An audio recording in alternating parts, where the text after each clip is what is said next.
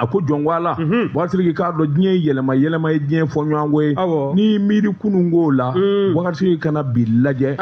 Boubacar a bɛrɛ ta n'i ye maa hakilima ye i k'a dɔn i n'a dɔn k'a fɔ Ala de ta y'a ka ko ye min bɛ to fanga na badabada o ye Subahana wa Taala ye Boubacar Ibrahim Boubacar Keïta kuma min a b'a ka fanga ta ni filafili la Boubacar k'a dɔn ani maa minnu jɛra ka fanga in kɛ u bɛɛ min Boubacar a ko i k'a dɔn mɔɔw ɲinɛna cɛ caman kɔ mɔɔw ɲinɛna muso caman kɔ Ibrahim Boubacar Keïta nɔfɛmaw na sɔrɔdasi fanga nafura dama Boubacar ni dɔw ma boli dɔw bɛ kaso la Boubacar dɔw yɛrɛ kɔni kɛra sa u tɔ tora u ja ye i t'u ye i t'u kumakan mɛn u y'u da de pekewu sɛbɛnnikɛla ko k'a daminɛ a yɛrɛ denkɛ la Karimu Keïta ka na se Bubu Sise ma o min ye premier ministre sarama ye min ɲɛ cɛman Iber Kulubali bamanan bolibali Mamadu Igor Jara bamanankɛ Bile Mamadu Jarasuba Général Salifu Traoré a ka taa se Général Musa Jawara ma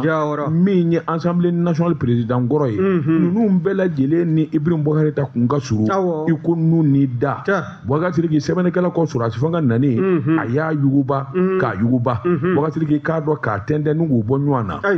sɛbɛnnikɛla ko ni dɔw minɛna Boubacar sabula nɔ yera olu kɔfɛ jango wari dungo ani ŋanamu Boubacar i k'a dɔn yera Ibrahim Boubacar Keïta nɔfɛ maa kɔrɔ dɔw nɔfɛ a dɔw kɔni tɛgɛ dar'u olu ka olu bɛ kaso la dɔw kɔni sen jara Boubacar olu ye dayi kɛ hali sini olu bɛ to u b'u kɔfilɛ ko mun kɛra sɛbɛnnikɛla ko minnu bɛ n'olu kɔni minɛna ka don kaso la i n'a fɔ min ye Général Musa Jawara ye Musa Jawara Damagile kabini coup d'état kɛ waati ut kalo tile 18 Boubacar nin kun ye Ibrahim Boubacar Keïta ka cɛ ŋanaba ye cɛ dumanba Boubacar sabula jamana lakanani ani bɛ ka dɛmɛni fanga na ale ka baara kun y'o ye san kalo 12 ani jamanakuntigi kun bɛ ɲɔgɔn bolo Boubacar nka an bɛ don min na ko bi coup d'état kɛ furadama ka n'a bila bi la a tununa maa t'a kumakan mɛn maa yɛrɛ t'a ye Boubacar i k'a dɔn sɔrɔdasi fanga a na kɛ o de kɔni ye dibi don a ka ko la Général Salifu Traoré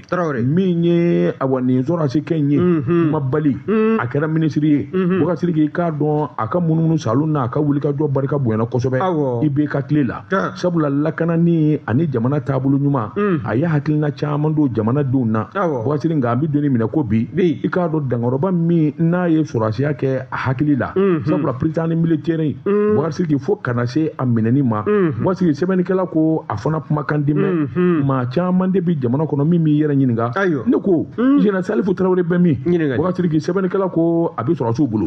o n'a damanda jalaki dɔ nana bi a kan Boubacar i k'a dɔn ko waridunko kuma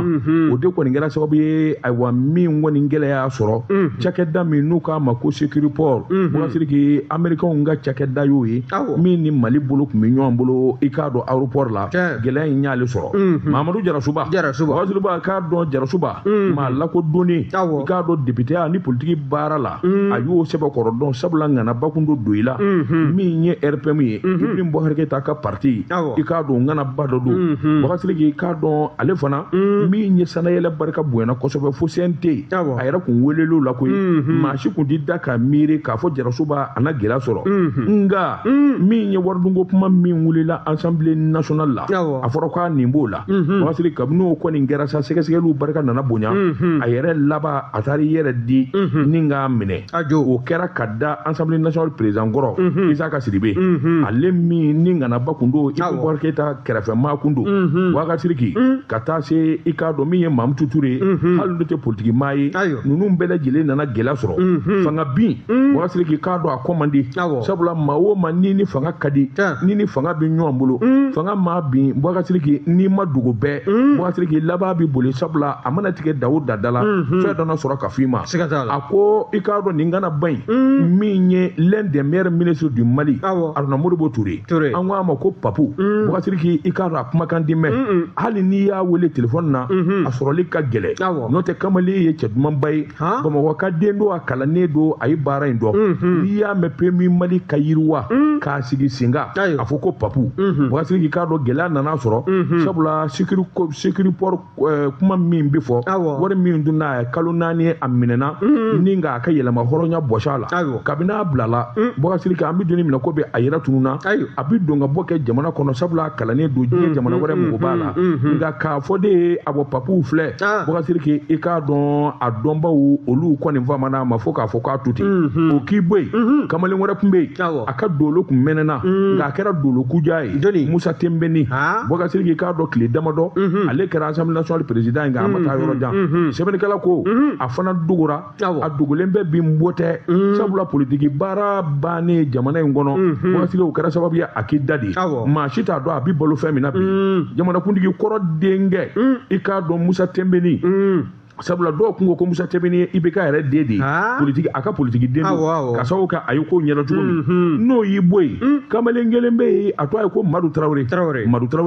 i k'a dɔn ale kun ye i k'a dɔn awa IBK tile a ko i k'a dɔn ŋanaba kun don dɛrɛ sabula RPM ŋanaba kun don Boubacar Sidiki i k'a dɔn douanier don a kun bɛ bureau des enquêtes la douane na Boubacar Sidiki i k'a dɔn a na kɛ wari kɔni bɔli ani wari dili parti ma k'o dɛmɛ IBK tile la a y'o caman Boubacar Sidiki k'a dɔn waati tɛmɛna ale yɛrɛ hamina sabula a dara la k'a fɔ sika kɔni da la a bɛ kɛ douane directeur général Boubacar Sidiki ka bɔnɛ n'a bɔ a la sɛbɛnnikɛla ko o ma ɲɛnabɔ o fana k'i bɔ yen Boubacar Sidiki i b'a ye k'a fɔ minnu kɔni bɛ yen n'olu sɔmina k'a fɔ n'an m'an jogo dɔn minɛni in tɛ taa k'an da koyi olu ye boli ka fisa sigi ye Boubacar Sidiki k'a dɔn olu kɔni caman b'a la minnu ye jamana bila i k'a dɔn fajiri genge minnu kɔni dara o m'o yɛrɛ kɔfilɛ a ko fila dɔgɔtɔrɔ Bubu Sise premier ministre kun don cɛman Iber Kulubali ministre kun don Boubacar Sidiki i k'a dɔn ka taa se Mamadu Igor Jarama min ye bamanankɛ bilen Boubacar Sidiki ninnu bɛɛ lajɛlen kun ye ministre ye coup d'état kɔni kɛ u nana sɔmi k'a fɔ n'u m'u cogo dɔn Boubacar Sidiki k'a dɔn ko in laban a bɛ taa g'u la a bɛ gɛlɛya olu caman yɔrɔ bila sɛbɛnnikɛla ka hali n'o y'a sɔrɔ maa dɔw bɛ yen n'olu Ibrahim Boubacar Keita kɔni kun tɛ ayiwa sira kelen yɛrɛ la nka baarakɛlabaw dɔw olu caman fana ye degun sɔrɔ n'o ye cadre dɔ ye nin bɛɛ lajɛlen taara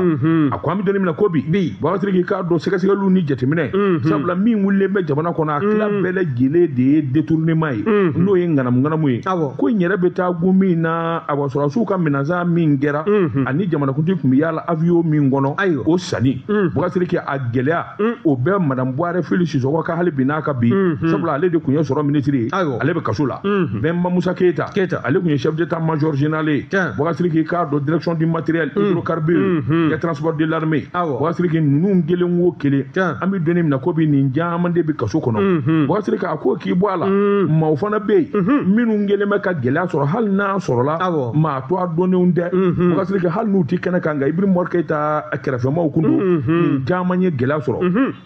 jamanakuntigi kɔrɔ yɛrɛ denkɛ dun min ye Karimu Keita ye dɔw k'a ma ko Kaso ale ka gɛlɛya fanba Boubacar Sidiki i b'a ye k'a fɔ ayiwa min ye Assemblée nationale ye a kun b'o kɔnɔ Boubacar Sidiki k'a dɔn sɔrɔsiw ka kuma ale de kun o kalifalen kun don a la a fa kun ye faama ye a yɛrɛ kun ye faama den ye Boubacar Sidiki a k'o fana k'i bɔ yen i b'a ye k'a fɔ hali avion présidentiel in zanni a tɔgɔ bɛ to ka bɔ a kɔnɔ kuma kelen kelen sɔmi kelen don hali n'a sɔrɔla o kuma ma fɔ ka caya sɔmi kelen don a la o fana k'i bɔ yen jalakiba dɔ fana b'a nɔfɛ san 2016 anw douanier a n'an baarakɛɲɔgɔn dɔ bɛ yen Birama Ture Boubacar Sidiki i k'a dɔn o ka tununi a n'o ka saya a to a bɛ fɔ o fana na a ko nin damada kɔni kɛra sababu ye fanga dafiri ani Karimu kɔni k'i kɔda si ma kɔrɔ si ye Musafa Ben Barka Boubacar Sidiki hali n'a sɔrɔla o tun bɛ BAOD la Boubacar Sidiki i k'a dɔn ayiwa kɛbaa yɛrɛ fana kɔ sabula ayiwa coup d'état in kɛ furadama ka n'a bila bi la a ma sɔn don kelen da kelen ka na zole da faso la sabula a b'a dɔn banburu yagalen don